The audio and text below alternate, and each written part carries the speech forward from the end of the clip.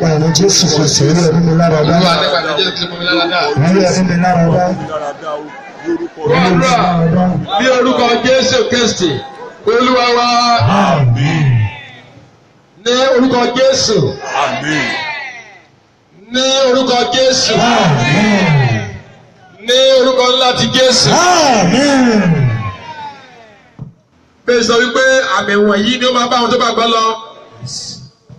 Ó ní orúkọ mi ni wọ́n máa lé àwọn ẹ̀mí èṣù jáde. Ó ní wọ́n máa fi èdè tuntun sọ̀rọ̀. Ó ní bá mú olówó kí yóò pa wọ́n lára. Ó ní wọ́n bá wọ́n lé aláìsàn yóò gba ìmúláradá. Jẹ́ ní orúkọ Jésù Kristi Násárẹ́tì. Ẹni tí àwa gbàgbọ́ ìwú àìsàn. Ibi tó wà yẹn kì í ṣe ilé rẹ̀ jáde kó gbiná sọnù. Akọ wípé àgọ́ ara wa tẹ́bìlì Ọlọ́run ni. Ó ní ẹnikẹ́ni tó bá lọ yóò bá tẹ́bìlì náà jẹ́ la ó parun. Ìwú àìsàn yìí ní àgọ́ ara àwọn èèyàn wọ̀nyí jáde kó wọnú ìparun lọ.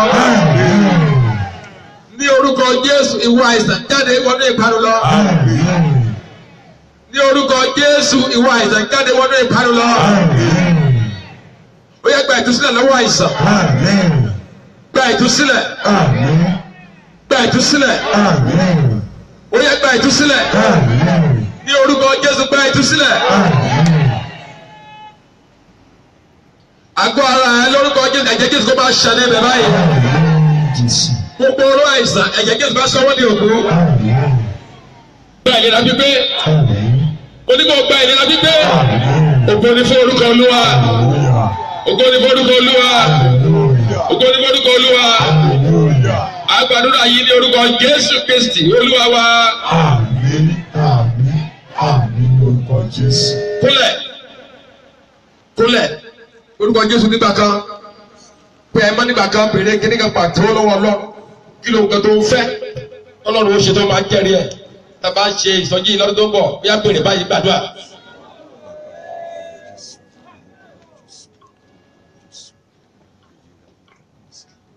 Bèrè kí ní kan pàtó lọ́wọ́ Ọlọ́run. Kí Ọlọ́run ṣe fún ọ.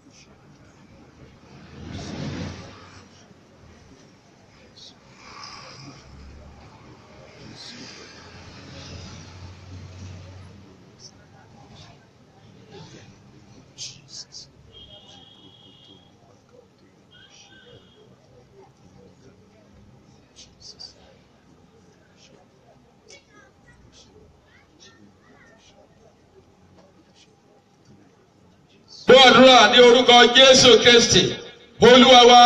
Àmín. Ní orúkọ Jésù. Àmín. Ní orúkọ Jésù. Àmín. Ní orúkọ ńlá ti Jésù. Ọlọ́ba Jésù ìwọ ọlọ́ba. Olúwa tó le tó lágbára lórí o. Ayérayé ẹlẹ́rọ ni èyí o ìwọ ọlọ́ba títóbi ní ìgbìmọ̀ lágbára ní ìṣe. Ọba tí ẹnikẹ́ni tí a bí ní obìnrin sọ́gbọ́n ẹni bàjẹ́. Ìní Ọlọ́run ẹ kò yí padà. Ọ̀dà baba ńlá wa ẹ ti jẹ́ Ọlọ́run. Nígbà tí a baba ńlá wa wà ẹ̀yin ni Ọlọ́run. Nígbà tí wọn ò sí mọ́ ẹ̀yin ni Ọlọ́run. Nígbà tí àwa wà ẹ̀yin ni Ọlọ́run. Nígbà tí a ò ní sí mọ́ ẹ ó máa jẹ́ Ọlọ́run. Ọlọ́run Elédùmarè torí ìdí èyí gbogbo ògo adápadà sọ́dọ̀ ẹ̀yin Ọlọ́run alààyè. Olúwa ọba àwọn ọba gba ọpẹ́ wa. Àmín. Olúwa gba ìyìn wa. Àmín. Bàbá wa àti Ọlọ́run wa ní orúkọ yín. Olúwa wá síwájú àwọn èèyàn wọ̀nyí gbogbo ọ̀tá ti bẹ̀rẹ̀ ní kẹ́lẹ́kẹ́lẹ́ ọkàn wọn gbogbo ọ̀tá ti bẹ̀rẹ̀ láti sọ síta ní gbangba ní orúkọ Jésù Olúwa fi àṣẹ dáhùn. Àmín.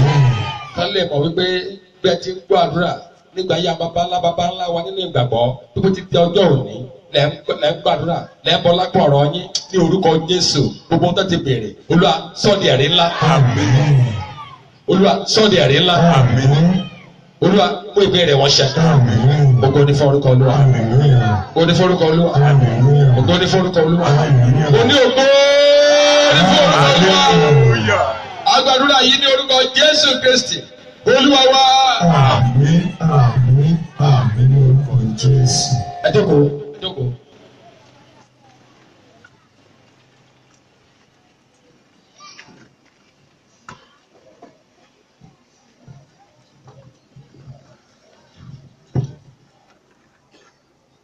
Àkòrí sọ́jí ni dákẹ́jẹ́.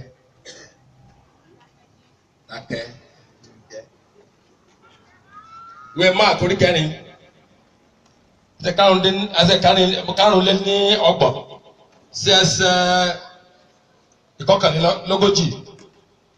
Mark 4:35-41. Ẹ̀kẹ́ka Luke chapter 8, 22-25. Ẹ fún ní microphone. Nítorí náà.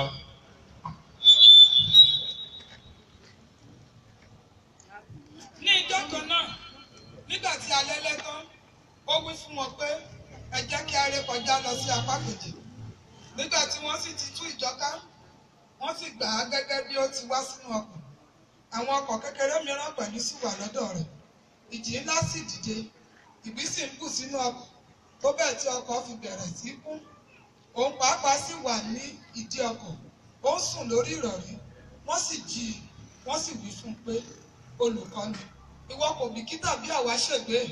Ó sì jí, ó bá afẹ́fẹ́ náà wí. Ó sì wí fún òkun pé, dákẹ́jẹ́. Afẹ́fẹ́ sì dá, ìparọ́ ńlá sì dé. Praise the Lord.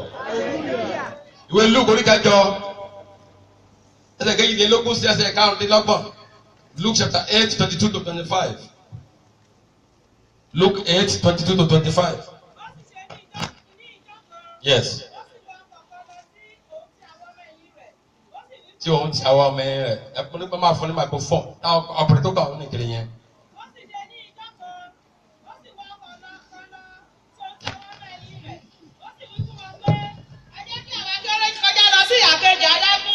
Wọ́n sì ṣíkọ̀ lọ, bí wọ́n sì ti ń lọ, ó sùn, ìjì ńlá sì dé, òun sì ní ojú adágún, wọ́n sì kún fún omi, wọ́n sì wà nínú ewu, wọ́n sì tọ̀ ọ́ wá, wọ́n sì jí i wípé olùkọ́ni àwa gbé. Nígbà náà ni ó dìde, ó sì bá ẹ̀bùfù ohun ríru omi wí, wọ́n sì dá ìdákẹ́jẹ́ rọ́rọ́ sì dé. Praise the Lord. Hallelujah. Ṣé o ti ń sùn ni? Rárá o. Pastor.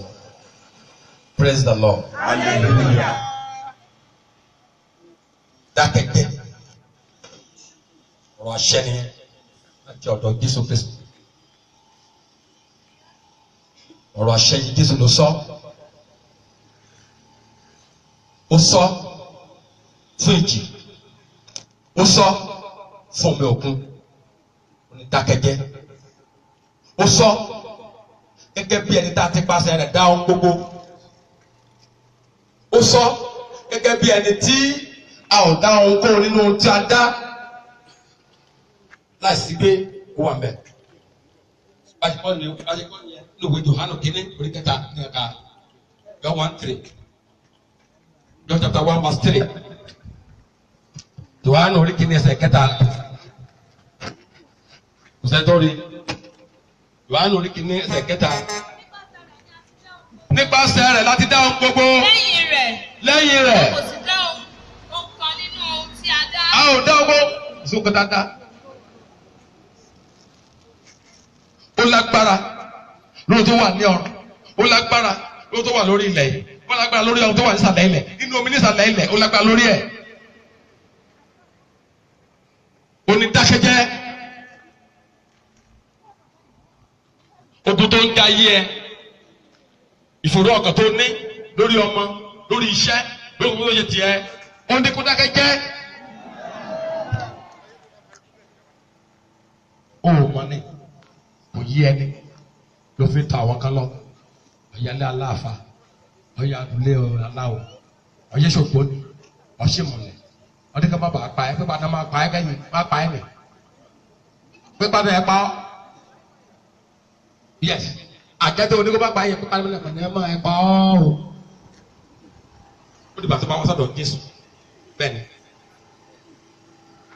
àtọ́torí wọn tó lọ gbàjẹ́ yẹn.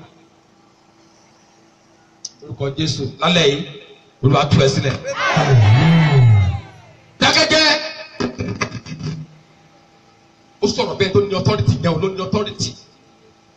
Nípasẹ̀ àìláti gbogbo kan wọ̀n yẹn, oṣó ni wọ́n, àjẹ́ ni wọ́n, èmìrì ni wọ́n, name it, ẹ̀mí òkùnkùn ni wọ́n.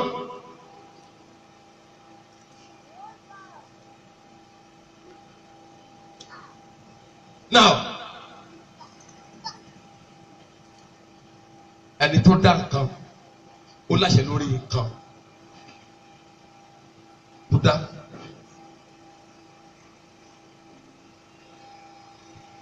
So,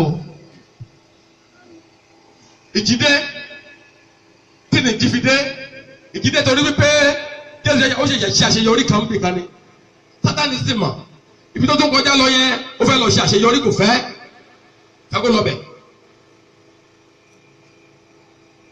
Kò fẹ́ kó débẹ̀. Bó ṣe máa ń ṣẹlẹ̀ nínú ayé àwọn onígbàgbọ́ náà nìyẹn. Sátánì bá ti rí wípé eléyìí ó máa ń tàbí abẹ́kẹ̀ ẹ̀rọ ẹ̀jẹ̀ ẹ̀múra sí. Ẹ má jẹ́ ó lọ o. Ẹni lọ́nà o. Tẹ́lu bá ti wá bà ògbé. Pẹ̀lú oríṣiríṣi náà máa ń lò. Wọ́n lu ẹ̀rù. Wọ́n lu ìfòyà. Wọ́n lu oríṣiríṣi náà tábì tó wà lọ́wọ́ Sátánì. Táyà ẹ bá ti mì. Ògbé. Ṣùgbọ́n kó o tó lè sọ wípé kó dákẹ́ jẹ́ o gbúdọ̀ jẹ́ ti Kristi tinú tòde. Bẹ́ẹ̀ni, o gbúdọ̀ wà nínú ẹni tá à ń sọ̀rọ̀ yìí tinú tòde. Tó bá ti wà lábẹ́ àkóso Jésù Kristi, o ti ṣoríire láyé, kò sí ìjì náà. Ó tó kàn máa ṣe ni pé bàbá képe Jésù gbà mí o, á dẹ̀ gbà ọ́. Mo ní Jésù máa gbà ọ́. Àmín. O ní ìgbàgbọ́. Àwọn ọmọ ọ̀dọ̀ náà àwọn ọmọ ẹ̀yìn Jésù náà wọ onígbàgbọ́ lọ́jọ́ yẹn. O ní ìgbàgbọ́. Ẹ wá wo ṣẹ́rù wípé ẹni tí a ti kọ́ nípa tiẹ̀ wípé òun ló máa gba ayé là. Ṣẹ́rù wípé inú òkú ló máa kú sí.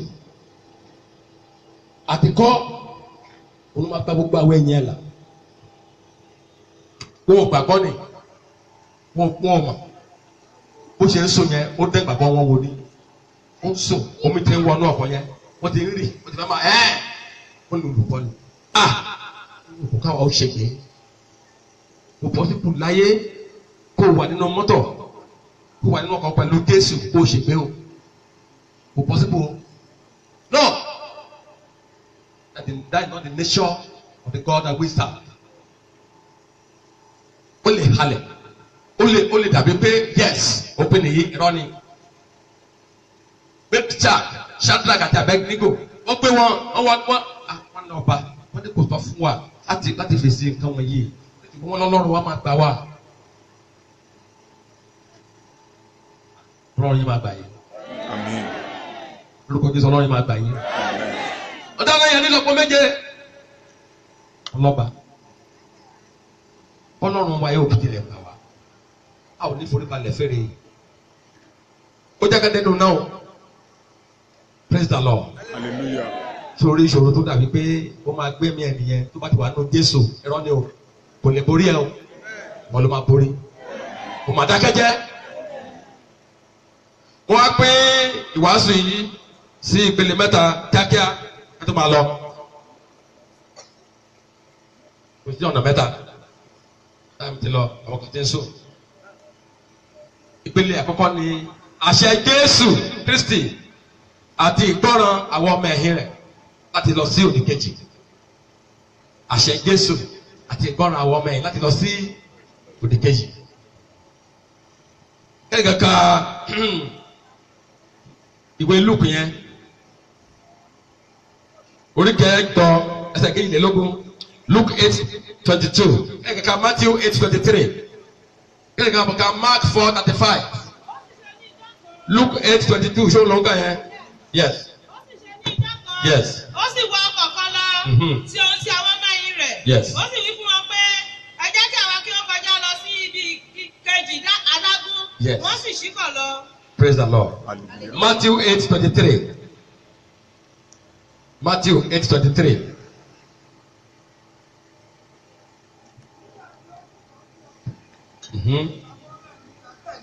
Yes. Ṣùgbọ́n afẹ́fẹ́ ńlá dìde sí òkun. Nínú òkun tó bẹ̀ tí ríru omi sì bo ọkọ̀ mọ́lẹ̀. Ṣùgbọ́n Ṣé Matthew 8:23 nìyẹn? Yes. nígbà tí ó sì bọ́ sí ọkọ̀, àwọn ọmọ ẹ̀yìn rẹ̀ tẹ̀lé. Yes. Ṣùgbọ́n afẹ́fẹ́ ńlá dìde nínú òkun tó bẹ̀ tí ríru omi sì bo ọkọ̀ mọ́lẹ̀. Very good. Ṣùgbọ́n ó sùn. Also. Àwọn ọmọ ẹ̀yìn rẹ̀ tọ̀ ọ́ wá. Yes. Wọ́n jí i. Wọ́n wí pé Olúwa gbà wá àbá gbé. Praise the Lord. Hallelujah. Mark 4:35.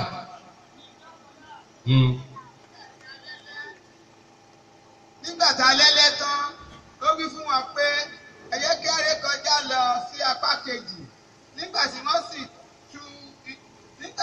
ti tú ìjọ ká, wọ́n sì gbà gẹ́gẹ́ bí ó ti wà nínú ọkọ̀.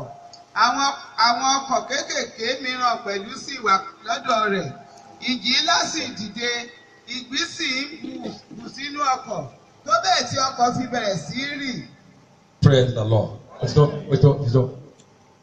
Ako fẹ́ fayọ̀ ní fẹ́ ká máa ka references wọ̀nyẹn. Kò ní wípé ní gbogbo ìgbà tí Jésù ṣe ṣe ìránṣẹ́ ní ayé tó bá ti bá àwọn ọmọ ẹ̀yìn ẹ̀ sọ̀rọ̀ tó bá ti pàṣẹ fún wọn ẹ jẹ́ ká ṣe báyìí já ṣe báyìí wọ́n máa ń tẹ̀lé ni o. Ó rọrùn o kò rọrùn o tó bá ti pàṣẹ wọ́n máa ń tẹ̀lé ni o. Ìwọ náà yẹ ọkàn ẹ wò nígbà tá a bá bá ẹ sọ̀rọ̀ Ọlọ́run tá a sọ pé báyìí ni ìfẹ́ Ọlọ́run fún ọ báyìí ni ohun tó wà ní Bíbélì ti sọ nìyí o ṣé ìwọ máa ń tẹ̀lé? Praise the Lord. Kí iṣẹ́ ìyanu àkàṣe kó tó lè ṣẹlẹ̀ nínú ayé ẹ̀ o gbọ́dọ̀ jẹ́ni tó ń gbọ́ràn. Praise the Lord. O gbọ́dọ̀ gbọ́ràn.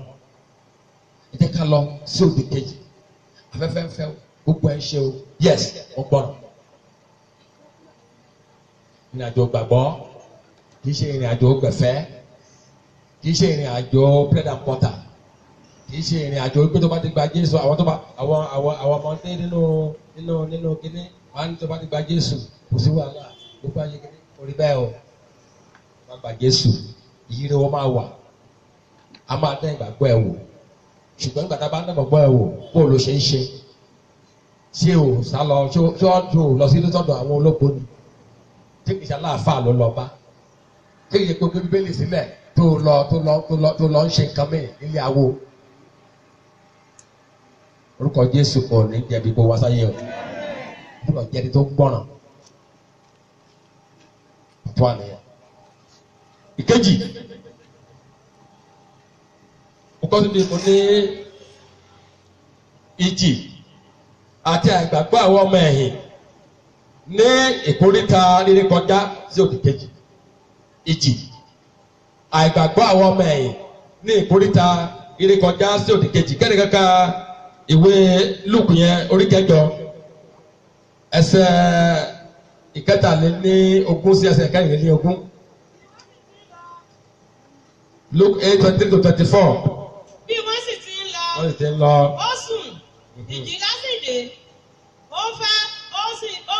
sì wà ní ojú adágún, wọ́n sì kún fún omi, wọ́n sì wà nínú ewu, nígbà tí wọ́n sì tọ̀ ọ́ wá, wọ́n sì jí i wípé olùkọ́ni, àwa gbé. Yes. Nígbà náà ni ó dìde, ó sì bá ẹ̀fìfùn náà ohun ríru omi wí, wọ́n sì dákẹ́ rọ́rọ́ sì dé. Dákẹ́ rọ́rọ́ sì dé. Mark 4:37-38. Mark 4:37-38. Ó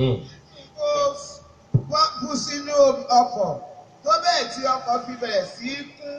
Òun pàápàá sì wà ní ìdí ọkọ̀. Ó ń sùn lórí ìrọ̀rí. Wọ́n sì jí i. Wọ́n sì wí fún un pé, Olùkọ́ni, ìwọ kò bìkítà bí àwa ṣègbé. Ó sì jí, ó bá afẹ́fẹ́ náà wí. Ó sì wí fún òkun pé, dákẹ́ jẹ́. Afẹ́fẹ́ sì dákẹ́.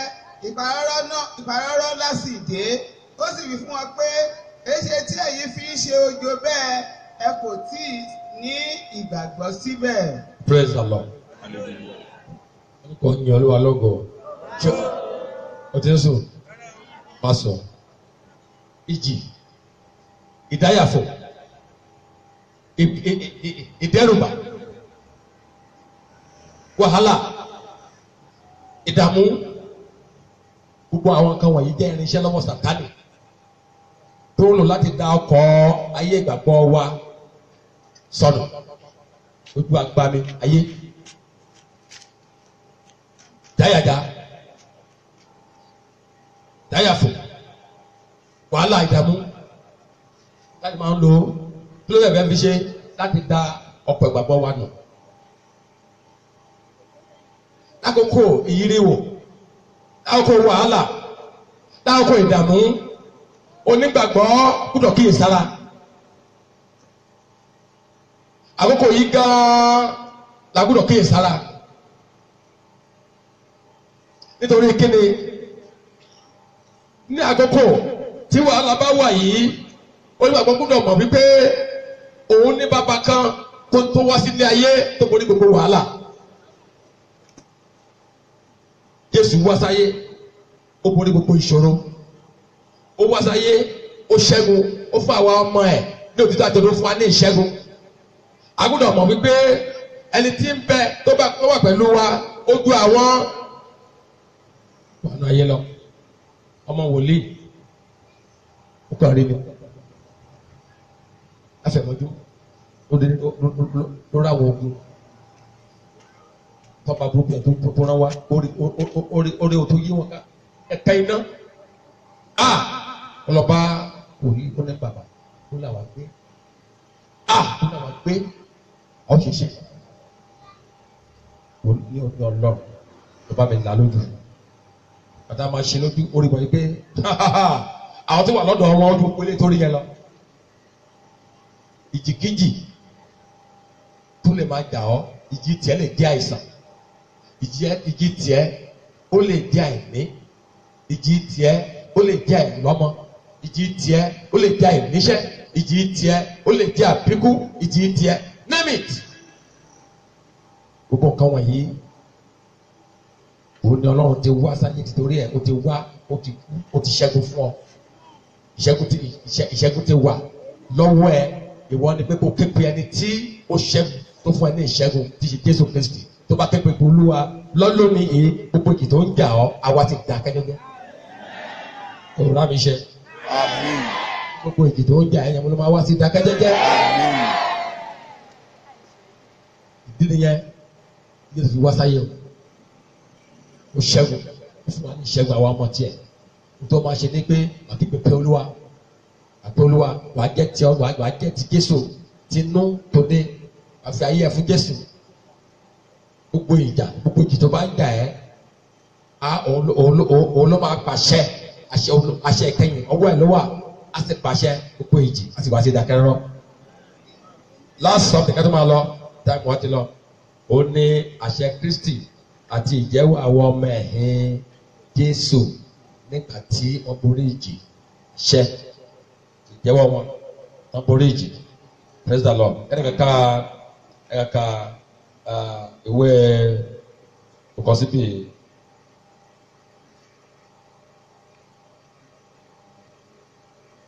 ìwé Mark yẹn yes orí kẹrin 38 to 41 Mark 4 38 to 41 ẹ̀ka Luke 8 24 to 25.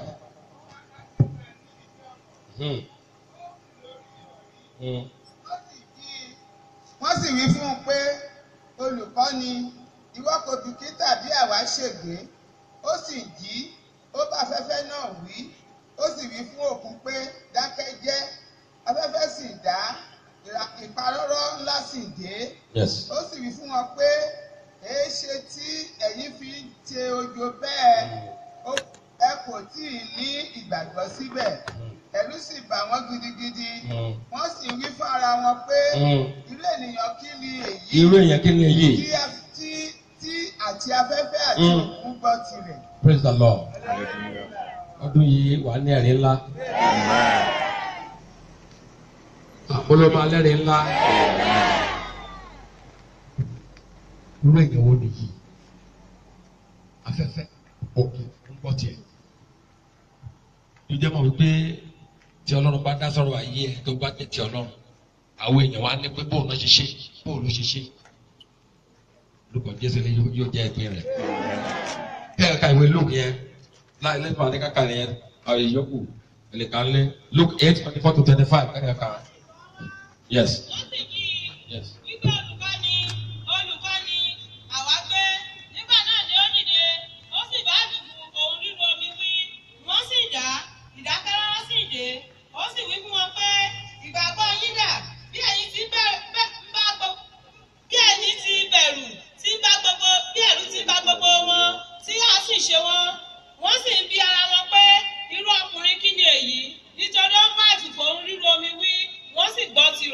Praise the Lord. Hallelujah. Torí pé Jésù Kristi yẹn òun ni Olúwa lórí púpọ̀ tí ń bẹ ní ayé. Ó ní àṣẹ lórí gbogbo ìṣẹ̀wọ̀ rẹ̀. Lóòótọ́ lè má ní Jésù lójú lójú. Àṣẹ rẹ̀ ó wà. Ọ̀rọ̀ rẹ̀ ó dúró. Ìpinnu rẹ̀ ó dúró. Ohun tó sọ ó dúró. Ó ṣe wà láti tìkọ́ ṣe bẹ́ẹ̀ ló wà sí i bẹ́ẹ̀ ló máa wà ayé ànípẹ̀kún.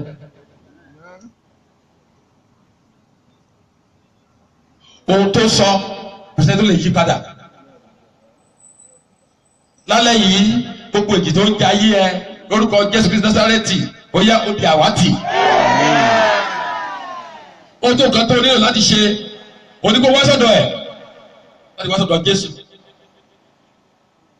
Matthew 11:20-30. Matthew oníkọ̀kànlá tẹ́gẹ́jìdínlọ́gbọ̀n ṣẹ̀ṣẹ̀ ọgbọ̀n.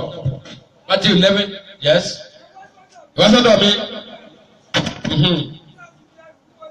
Yes.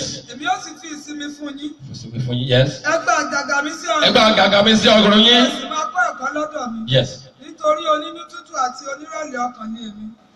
Ẹ̀yin ó sì rí ìsinmi fún ọkàn yín. Praise the Lord. Àmì ló gbọ́ pé kó wá sọ́dọ̀ yẹn ìpè aráyé nìyẹn. Wá sọ́dọ̀ mi o. Wọ́n ti jì ń jà wá sọ́dọ̀ Jésù. Wọ́n ti ayé sọ pé bolo máa gbà lọ wá sọ́dọ̀ Jésù. Ìwọ́n tí ìlú lé mọ́ tó rí jẹ́ tó rí wá sọ́dọ̀ Jésù. Ìwọ́n tó ń fi kú wá kiri wá sọ́dọ̀ Jésù. Lọ́dọ̀ Jésù ó ní ìsinmi wà o. Bó o tọ̀ babaláwo lọ ìsinmi ò sí lọ́dọ̀ ẹ̀ ó tẹ̀ ẹ́ ni o. Bó o tọ̀ oníṣègùn lọ kò ní ìsinmi kankan lọ́wọ́ ó fẹ́ fún ẹ o. Bó o gbọ́ yẹn pé awo jù bẹ́ẹ̀ lọ wọ́n máa fi ẹ̀ṣẹ̀ sí wọ́n á kàn gé orí ẹ̀ gbà tó bá kú látàyè náà tó rẹ̀ sí máa fi yà jẹ́ wọ́n á gé orí ẹ̀ òkùtù ẹ̀ náà máa lọ sí o. Bẹ́ẹ̀ ni ọmọ àti níyẹn gbàrẹ̀gbà ọmọ ẹ̀ á sákò mẹ́ẹ̀ wọ́n á lé ìyàwó ẹ̀ òkùtù ẹ̀ náà yẹ gbèsè òkùtù rẹ̀ bẹ́ẹ̀ ni owó ẹ̀kọ́ gbọ́ owó ẹ̀kọ́ máa rẹ́rìn bẹ́ẹ̀ ni àtàyè ló bẹ̀ sí gbé lọ sọ́run nìyẹn ó pé nígbà tó dáyé orí padà wọ́n gbé orí ẹ̀ síbi kan wọ́n fẹ́ máa fi mẹ́mú olóògbé agbára ọ̀yà ọ̀dọ̀ Jésù ní kó máa bọ̀ come to Jesus Christ no other way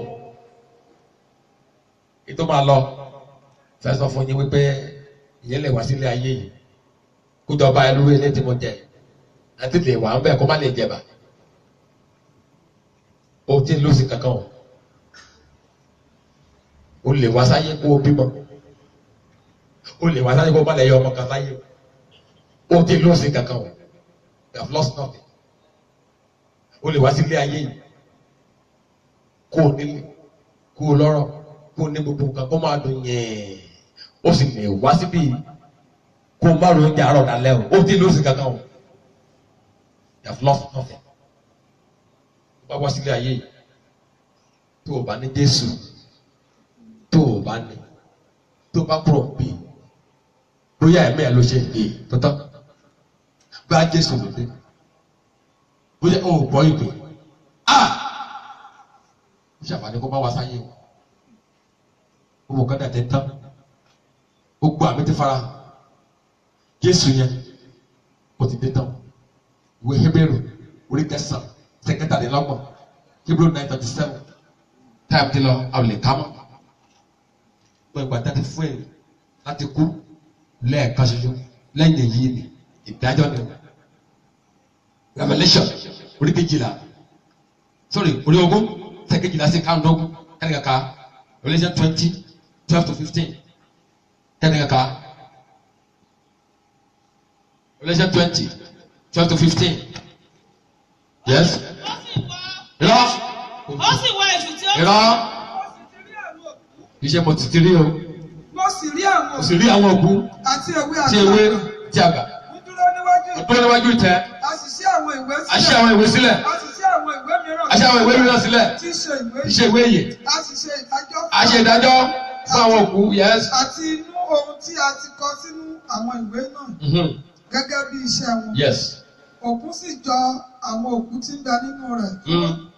Àti ikú àti òkú sì jọ òkú tí ó wà nínú wọn lọ́wọ́. A sì ṣe ìdájọ́ wọn. Ṣe ìdájọ́ wọn. Olúkúlùkù gẹ́gẹ́ bí Ẹ̀wù iṣẹ́ wọn. Àti ikú àti òkú ni a ó sì sọ sínú adágún iná. Èyí ni ikú kejì. Praise the Lord.